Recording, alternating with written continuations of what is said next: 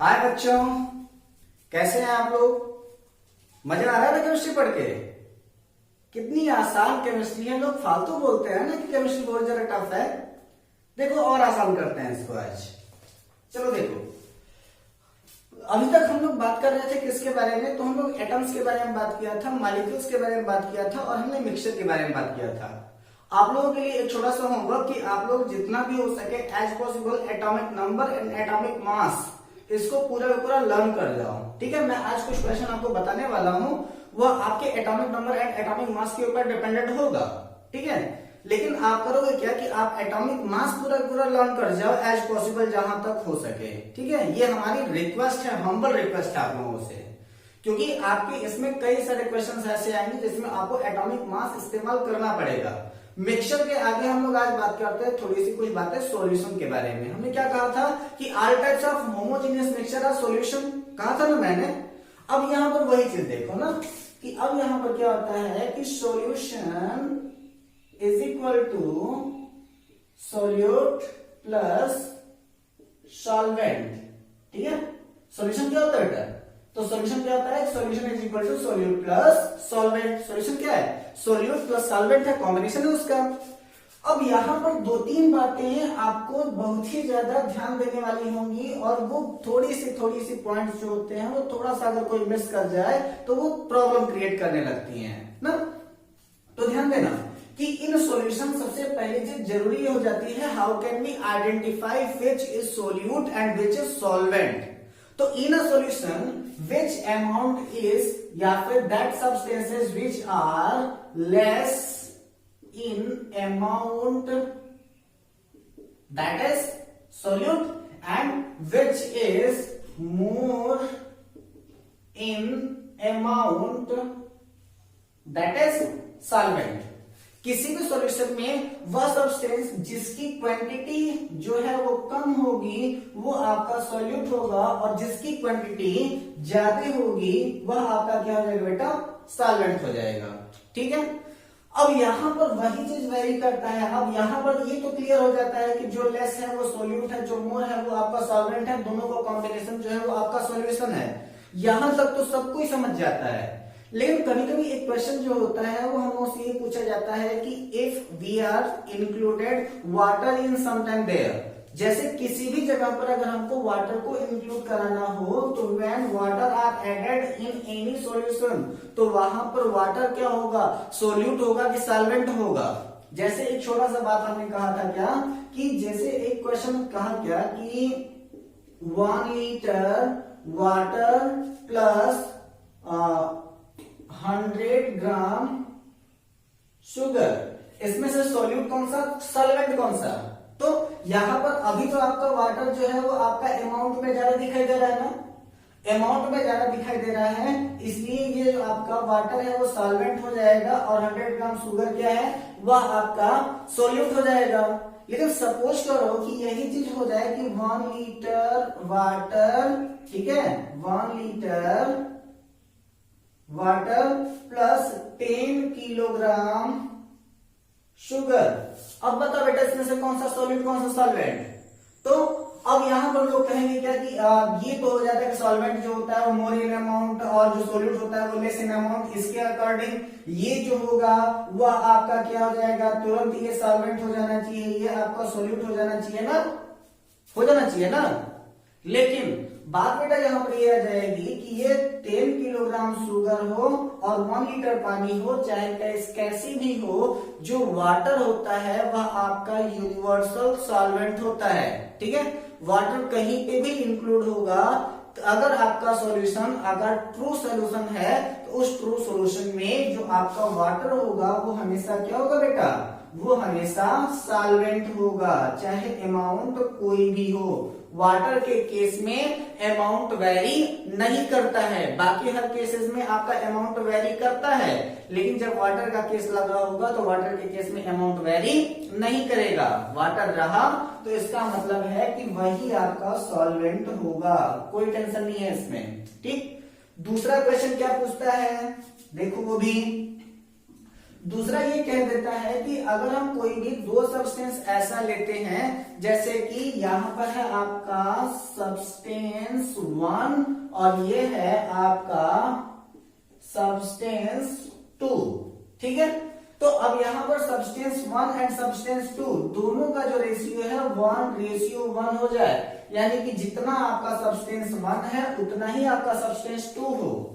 तो अब क्या भाई, यहां पर तो मोर और लेस की बात करके हमने तुरंत पहचान लिया था कि जो लेस होगा वो सॉल्यूट है, जो मोर होगा वो सॉल्वेंट है।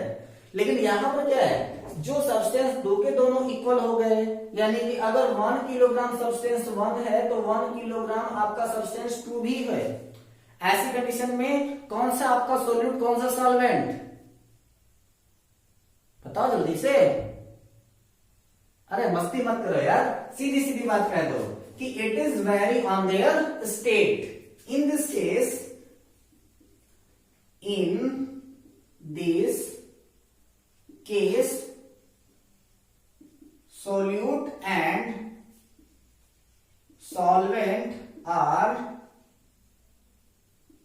vary on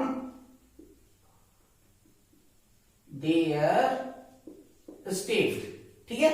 वो किसके ऊपर वैरी करने लगेंगे, तुरंत वैरी करेंगे किसके ऊपर, आपके स्टेट के ऊपर। यानी कि इन दोनों में से जब ये आपका सॉल्यूशन का फॉर्म करेंगे तो उसमें से कोई भी एक ऐसा होगा जो सॉलिड होगा, जो लिक्विड होगा और एक होगा आपका गैस होगा।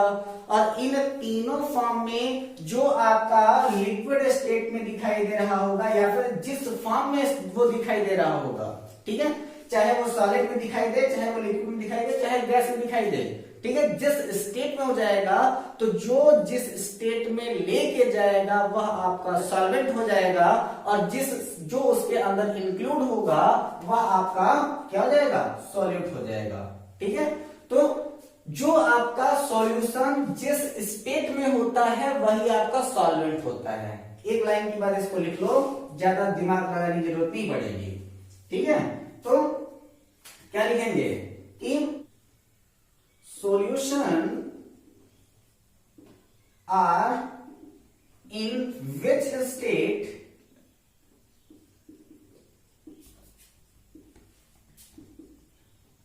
that state represent solvent, ठीक है। जो आपका सॉल्यूशन है वो जिस स्टेट में होगा वह किसको रिप्रेजेंट करेगा, आपके सॉल्वेंट को रिप्रेजेंट करेगा, ठीक है। यानी कि आपका सॉल्यूशन जिस स्टेट में गया वही आपका क्या हो जाएगा, सॉल्वेंट हो जाएगा, चाहे वो इक्वल कर दे, चाहे कम ज्यादा कर दे, कोई मतलब नहीं है उसका, ठीक है। जनरल केसेस में हम लोग कहते हैं क्या है कि अमाउंट वेरी कर देता है, लेकिन जब ऐसा हो जाए कि दो के दोनों का रेशियो इक्वल हो जाए तब उसमें से अगर कह दिया जाए कि कौन सा सॉल्यूट है कौन सा सॉल्वेंट है, तो ऐसी कंडीशन में वो क्या करेगा कि स्टेट रिप्रेजेंट करेगा। जिस स्टेट में वो होगा वह आपका सॉल्वेंट होगा, और जो दूसरा उसके अंदर इंक्लूड हुआ है वो आपका क्या हो जाएगा, सॉल्यूट हो जाएगा। इसमें कोई टेंशन लेने की बात नहीं होगी। अब यहां पर बात ये करता है कि जो आपका सॉल्यूशन है वो किन किन चीजों के ऊपर वेरी करता है। तो solution are vary some conditions, जिसमें से सबसे पहला क्या है, size of molecule. Size of molecule किसके ऊपर वेरी करता है, तो सबसे पहला वो वेरी करता है किसके ऊपर, साइज ऑफ मॉलिक्यूल्स के ऊपर वेरी करता है, ठीक है। और मॉलिक्यूल्स के ऊपर कैसे वो वेरी करता है, तो वह आपका जैसे कि साइड में हमने देखिए क्या है, जो मॉलिक्यूल है उसमें हम वेरी करेगा कैसे, कि अगर आपके घर में शुगर है ना, घर पे शुगर देखोगे आप लोग तो कभी कभी पापा जाते हैं मार्केट में शुगर लेने के लिए, तो वो कभी कभी छोटे दाने वाले शुगर को उठा लाते हैं और कभी कभी जो होता है बड़े दाने वाले शुगर को उठा लाते हैं, ठीक है। अब आप उसमें से जो आप घर में आते हो तो शरबत बनता है ना घर में, और उस शरबत बनाने के लिए आप करोगे क्या, सबसे पहले जब वाटर में शुगर को इंक्लूड कराओगे तो आप बताओ कि कौन सा शुगर जल्दी घुलेगा, छोटे दाने वाला शुगर जल्दी घुलेगा कि बड़े दाने वाला, एक्चुअली कौन सा, आपके छोटे दाने वाला शुगर को क्या होगा वो जल्दी घुल जाएगा। तो आपका साइज ऑफ मॉलिक्यूल जो होता है वेरी करता है, यानी कि छोटे दाने का जो चीनी है वो जल्दी घुलेगा और बड़े दाने की चीनी को घुलने में टाइम लगेगा, ठीक है। और कौन वेरी करता है? दूसरा वेरी करता है टेम्परेचर।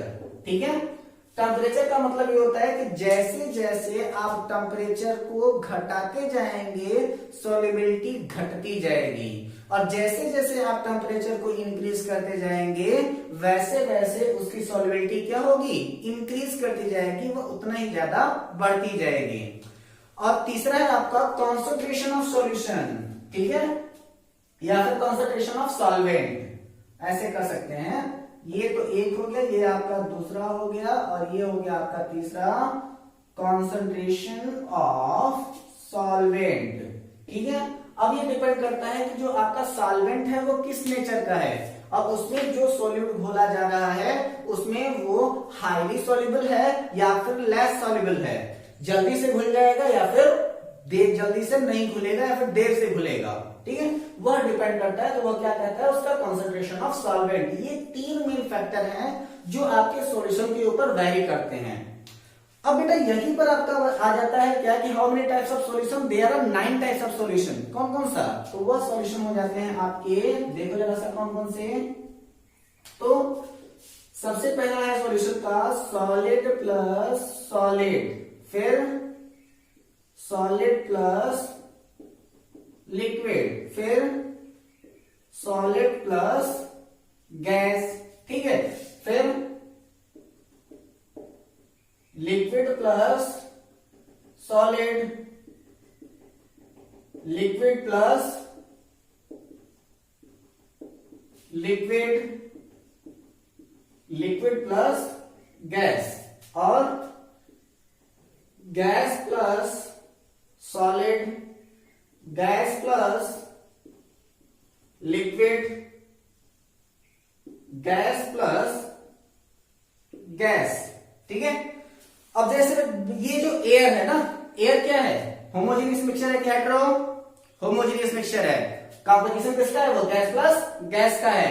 ह्यूमिडिटी, प्रेजेंट टाइम में बरसात हो रही है, बरसात के समय में क्या हो जाता है? ह्यूमिड बढ़ता है, तो ह्यूमिडिटी क्या है? वह कंपोजिशन किसका? गैस प्लस लिक्विड का। यानी कि गैसेस स्टेट में आपके वाटर मॉलिक्यूल दिखाई दे रहा है ना, दिखाई कहां दे रहा है? वो तो आपका सॉल्यूशन है तो आपका क्या दिखाई नहीं देंगे। तो क्या है? गैस प्लस लिक्विड, वो क्या है? ह्यूमिडिटी में क्या होता है? आपका गैस और लिक्विड हो जाता है। ठीक है, तो ये इस प्रकार से अगर आप देखें तो इसमें से एक जो होगा ये आपका अगर सॉल्यूट है तो ये सॉल्वेंट, ये सॉल्यूट तो ये सॉल्वेंट, इस प्रकार से करते हुए आपके there are 9 types of solution आ जाते हैं। ठीक है, अब यहां पर ये जो आपका सॉल्यूशन आपका निकल गया है तो ये टेम्परेचर पर किस प्रकार से वेरी करता है? तो टेम्परेचर से के ही अकॉर्डिंग हम लोग बताते हैं कि जो आपका सॉल्यूशन है वो सैचुरेटेड है या फिर अनसैचुरेटेड है। उसके लिए एक छोटी सी कहानी मैं आपको बताऊंगा कि सैचुरेशन और अनसैचुरेशन को हम कैसे आइडेंटिफाई कर सकते हैं ना। तो जैसे अगर आप लोग देखते होंगे कि आपके घर में कभी पूजा वगैरह जब होती है तो पंडित जी आते हैं ना खाना खाने के लिए, पूजा कराने के लिए, खाना खाने के लिए। तो आप देखोगे क्या कि जब पंडित जी आकर के खाना खा रहे होते हैं तो खाना खाते समय जब वो पूरी तरीके से खाना अच्छी तरीके से खा लें और जब उनसे एक पूरी और दिया जाए, पंडित जी एक पूरी और ले लीजिए, और पंडित जी कहेंगे बस बस बेटा बस, इससे ज्यादा तो अब मैं खा ही नहीं सकता। दैट इज मीन्स कि वह कंडीशन ऐसी है जब पंडित जी पूरी तरीके से सैचुरेटेड हो चुके हैं। ठीक है, लेकिन जैसे ही उनके सामने रसगुल्ले का प्लेट लाके रख दो और उसमें से पंडित जी ने कोई एक भी रसगुल्ला अगर उसमें से उठा लिया तो इसका मतलब यह है कि पंडित जी जो है वो आपका क्या हो जाएंगे? अनसैचुरेटेड हो जाएंगे। ठीक है, यानी कि अगर जो आपका सॉल्यूट है, जो आपका सॉल्वेंट है, उस सॉल्वेंट में अगर किसी भी अदर सॉल्यूट पार्टिकल का घोला जाना पॉसिबल नहीं है तो वह आपका सैचुरेटेड होगा। और अगर कोई भी पार्टिकल अगर उसमें से इंक्लूड किया जाना, डिसॉल्व किया जाना पॉसिबल होता है तो वह आपका अनसैचुरेटेड होता है।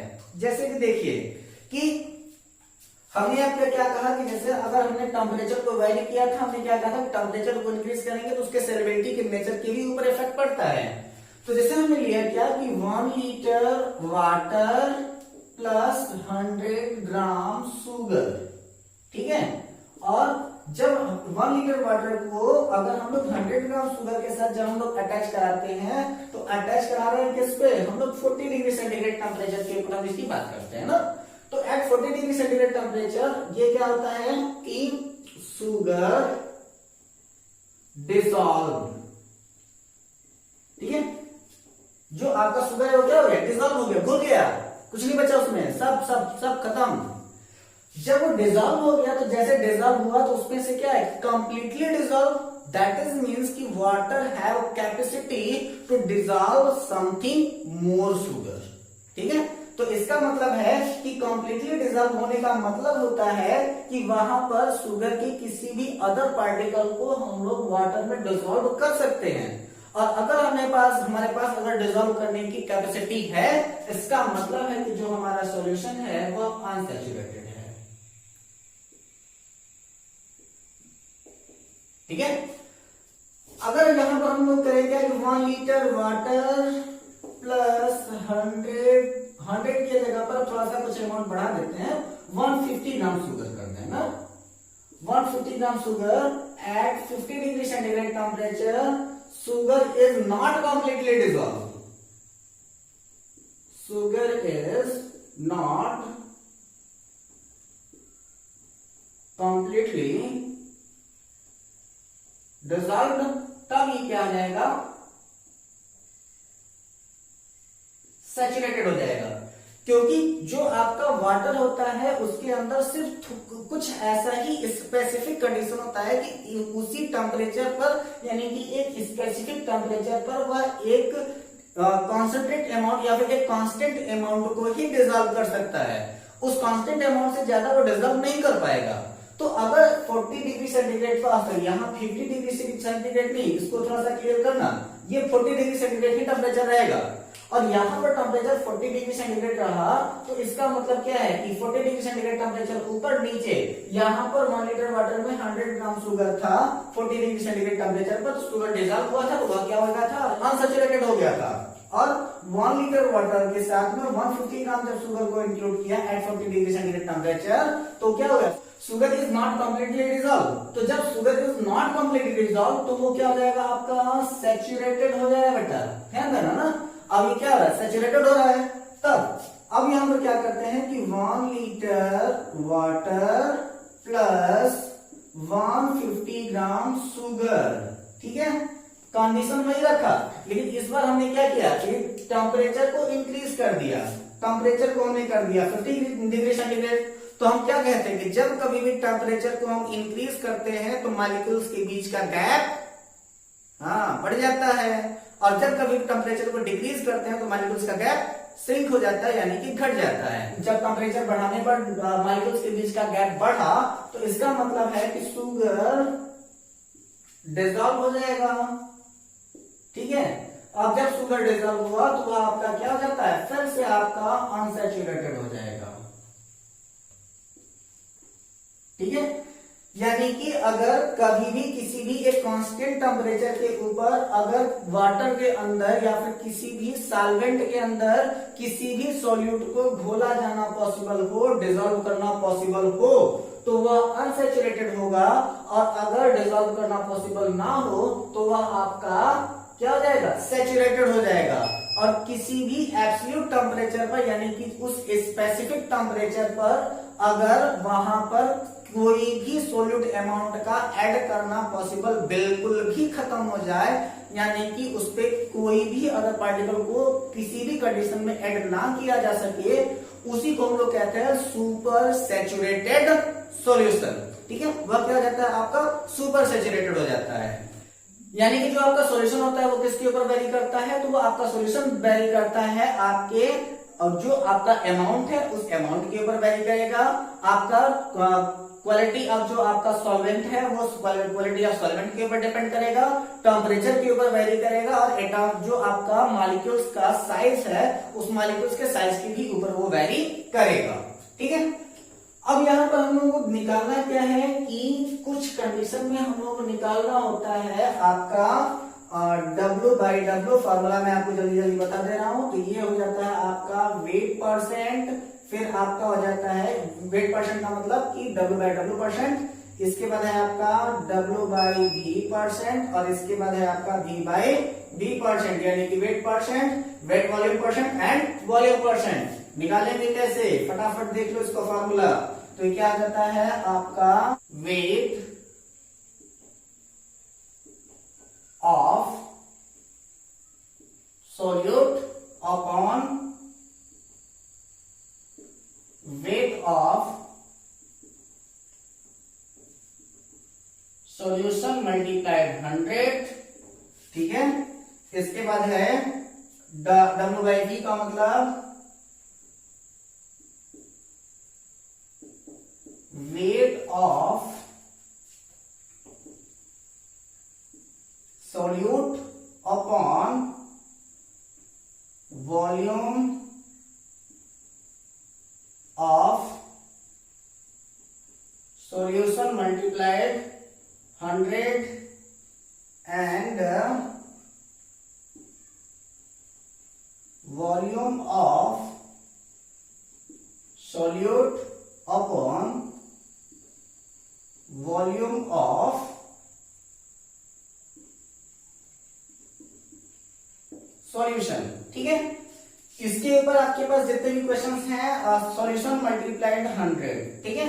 जितने भी क्वेश्चन आप लोगों से बन पड़ते हैं वो सारे क्वेश्चंस कर लीजिएगा। और अगर आपके पास कोई भी क्वेश्चन अगर आपको ऐसा लगता है कि जो नहीं आ पाएगा, ध्यान देना वेट का मतलब कि हमेशा ये ग्राम में रहेगा और वॉल्यूम का मतलब हमेशा ये लीटर में रहेगा। जहां वॉल्यूम वो लीटर और जहां पर वेट उसको आप लोग ग्राम में कर सकते हैं। इसके बाद अगला जो हमारा टॉपिक होगा वो आपके नंबर ऑफ मोल से डिपेंडेंट होगा। तो यह आपका n इज इक्वल टू होता है W/m, ठीक है।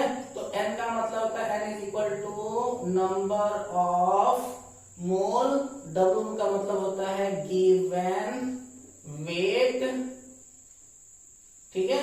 और m का मतलब होता है मोलर मास, ठीक है। इसी मोलर मास को निकालने के लिए आपके पास क्या होना चाहिए, एटॉमिक मास आपको याद होना चाहिए, ठीक है। तो वह आप एटॉमिक मास को कंप्लीटली लर्न कर लेंगे और n is equal to W/m के अकॉर्डिंग जो कुछ भी आपके से क्वेश्चन बन पड़ेगा उसको आप बनाइएगा।